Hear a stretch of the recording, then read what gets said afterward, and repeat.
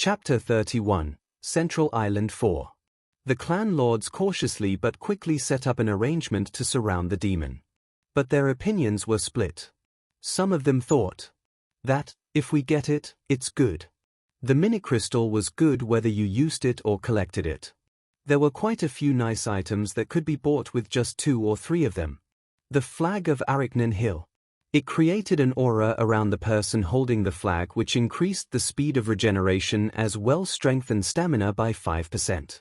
In the situation where the artifacts and runes didn't have much difference between people, the artifacts that could be gained from the mini-crystals showed a clear difference from other artifacts. An object that could create differences between lords. And 5 people per 1 mini-crystal. This was a significant number even to a lord. If 100 were to be released and the clans were to distribute them, it'll still be 8 per clan. It meant that during a serious emergency, they could move with enough forces to act as a basis for a new start. And there were many other uses for it as well. But some clan lords thought as such. Damn! They can't be spread around. The people moving with the mini-crystal will be happy. But then what would happen to the ones below? And the clans weren't the only ones here. There was no way for them to monopolize them. They couldn't make every one of their clansmen escape no matter how many they collected. In that case, it's better to defend instead. The fairy wanted them to suffer, but it did not want them to all die. This was probably set up so they could survive if they tried hard. They had to decrease the number of people ascending prematurely as much as possible. They needed to turn them into artifacts as soon as they got hold of them so they could get rid of other thoughts. The 2 types' opinion were different, but the conclusion was the same. I'll obtain it no matter what. The 12 clan lords made a slightly anxious expression as they set up the formation. If the clansmen thought as much, the non-clansmen's thoughts were a bit different. Fuckers. They just keep trying to suppress us. Do you think we don't know what you guys are thinking? Hojin grinded his teeth. The clansmen and non-clansmen got treated equally and received equal distribution if one were to look from the outside. But this was only due to the fact that the situation around these few days was quite stable. They could feel it when they looked at the hunts of the clansmen. As soon as you receive that weird-looking symbol, you start caring for each other. On the other hand, the clansmen stayed together with them because they thought that the non-clansmen needed help seeing how they were doing, but the way they treated them was almost like they were treating potential criminals. They didn't allow any form of communication between non-clansmen under different clans, and they purposely separated hunting grounds between them to stop any form of meetings from happening. In such a situation, who between their 90 family members and possible 70 enemies would be thrown off first in a dangerous situation? Even if their battle strength were similar, the non-clansmen would be picked off one by one. And no matter how one thought about it, this world didn't seem like the difficulty was set such that it was okay for them to just defend decently. Look at that demon at this moment. There was no way that that thing would be weak and plenty of them would die from now on. So they had a lot of opportunities during the next month. So they had to take care of their own lives. But it would still be hard, right? At this moment a lot of people, including themselves, had already gotten close to the demon. Since there wasn't anybody who wanted to charge towards the demon they just saw. And the people behind them were more of a problem than the demons. There probably aren't many who aren't aiming for that crystal. But they were only taking glances, nobody was able to charge at it. Logically, they knew that the chances that a crystal drops to them was incredibly low. There's even a chance they would get stabbed in the back even if they managed to almost kill the demon. Since even he would do such a thing if he could get the crystal by killing that guy. If somebody was fighting it already, there might be a chance for me. At that moment something happened. Kududuk. Something jumped out from the center of the defense formation. The existence which was charging towards the demon at an incredible speed shouted loudly. Get back as much as possible. That guy is? Hojin's eyes shone as he looked at Hansu, who was charging at the demon whilst shouting so loudly to the point where it resonated throughout the whole battlefield. Get back! This guy extremely dangerous. Yeah. Just look like that. Hansu looked at the lords who were also looking at him from around the battlefield and then dashed out quickly. "I'll get it." The medium-sized greatsword in Hansu's hands sliced the air as it made a heavy noise. Kong! The demon, which had been standing still, made a beastly noise as it intercepted Hansu by swinging its fist. Keed-dee-dee-dee-dee-dee-deed.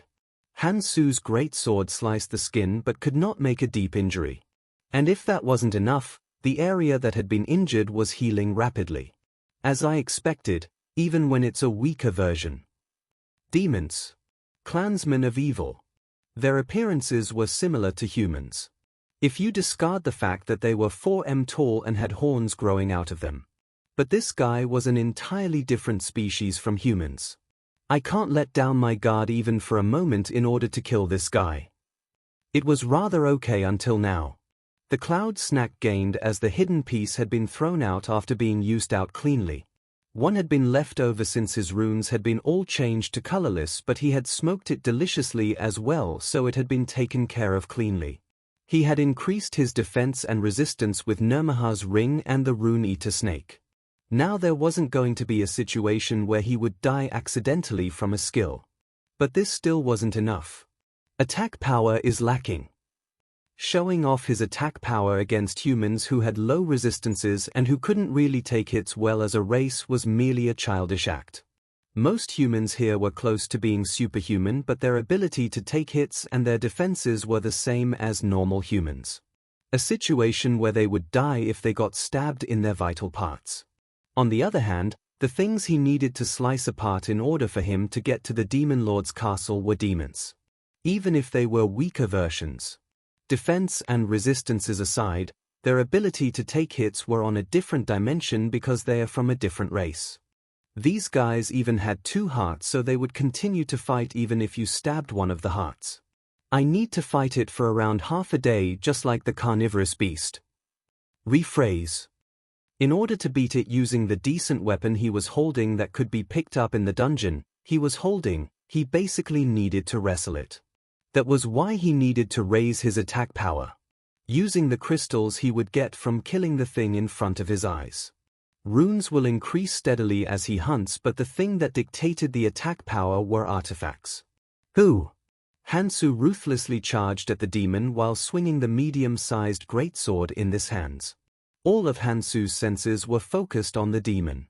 And the demon's movements started to form a 3-dimensional image in Hansu's head. And soon Hansu and the demon started to fight whilst creating noises like the storm. But just a short moment after he started to fight, a movement that he expected but didn't wish for happened outside of Hansu's senses. TSK. Hansu slightly frowned. Hojin mumbled as he slowly approached Hansu. Though it's strong.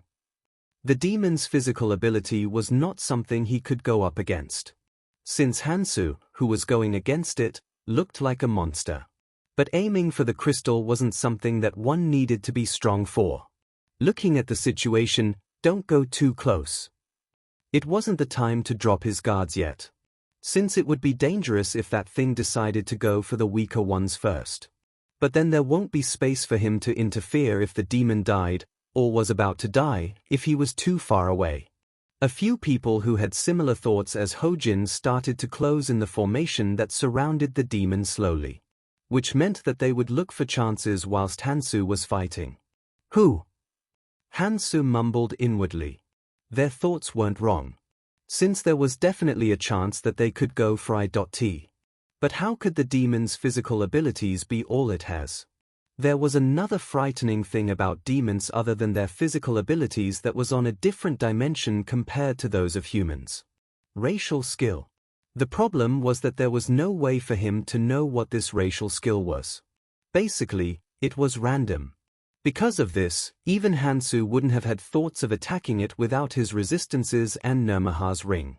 It seems like it's not using it yet. It's definitely an area of effect attack. If it was a single target skill, then it would have already used it. Hansu, who had been pondering for a moment, made a cold expression. Well, their purpose is clear. It wasn't bad to increase the level of alert on others by killing a few of them. No, it was better to clean off people like these by borrowing the demon's hands. Since he wouldn't have any surplus power to escape from fighting the demon. Even before Hansu's thoughts could end, the body of the demon, which was standing still until now, started to heat up. It started to prepare this skill because the number of people around it had gotten sufficient. Huuk. And soon the surrounding air started burning, then it became a ring as it exploded outwards from the demon. The black flame, which had spread out in a reddish-blackish manner, radiating outwards as it scorched the air. Hansu, after staring at the black flame for a while, applied Nirmaha's power destruction, onto the sword he gained in the underground, Karkil's medium-sized greatsword, and then swung. Hung. The Nirmaha had split the black flame just like that. As I expected, it isn't something to laugh at. But Nirmaha's power was not something that one could use for free. Hansu frowned as he felt the mana drain out from his body. If his magic, which increased the might of power destruction, didn't reach the colorless stage, then he might not have been able to cancel it out and may have just been covered with it. The wave in front of him had been split, but the other parts were ruthlessly charging as it headed towards the others. Got him it. Get back. York. The people who had seen the waves of black flames started to hurriedly run back, but some unlucky people had been swiped up due to the fast speed of the flame. The bodies of the non-clansmen that could not escape to the back slightly touched the wave. Slightly. But the people who had been touched by the flame cringed as they screamed. Got him it. Uak. The flame instantly enlarged as if it swallowed the person whole. And the person covered in flames screamed as he rolled about on the floor. The fairy had only thrown one at 2,000 people. How could such a thing be weak? The only reason why it had thrown it was because it could still damage them greatly even if it went up against 2,000. He hadn't raised his resistances for nothing. But attacks like that which covered a large area was much weaker in comparison to single-target skills. But this was only the case for him, who had resistances as well as Nirmaha's ring, and the other adventurers who did not have magic resistances had a lot of strength but didn't differ much from ordinary people when it came to flame resistance. Which meant that there wasn't much difference between them and an ordinary man being swept up by a gas container explosion. He was from the Blaze Descent here. Blazing Inferno's three-ring demon. This guy's type was the worst thing possible for people other than him. It might be different if he was of a different descent, but the other adventurers basically had almost nothing they to do against this guy. The clansmen and non-clansmen hurriedly backed off as they saw the attack that had bursted out. They had realized that its advantages were too horrid to do something with numbers.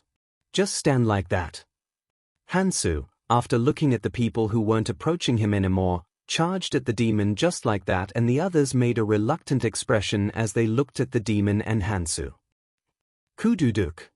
Hansu breathed out roughly as he cut off the demon's head. Who? As Hansu cut off the demon's neck, a few runes and a small crystal came out. When Hansu grabbed the runes with his right hand, the rune-eater snake zealously ate the rune as it distributed the runes evenly. And as he grabbed the crystal with his left hand, it turned into a small symbol and got engraved on his left hand. The eyes of the people who were watching changed slightly. They couldn't kill it. But there were no rules which said the person who killed it had to take it. As everyone's expressions turned grim, Hansu, who had seen this, smirked. Whoa! Don't stare at me in such a scary way. As everybody looked at him from those words, Hansu smirked as he spoke. If I go up because it's too scary, then who's going to fight that thing from now on?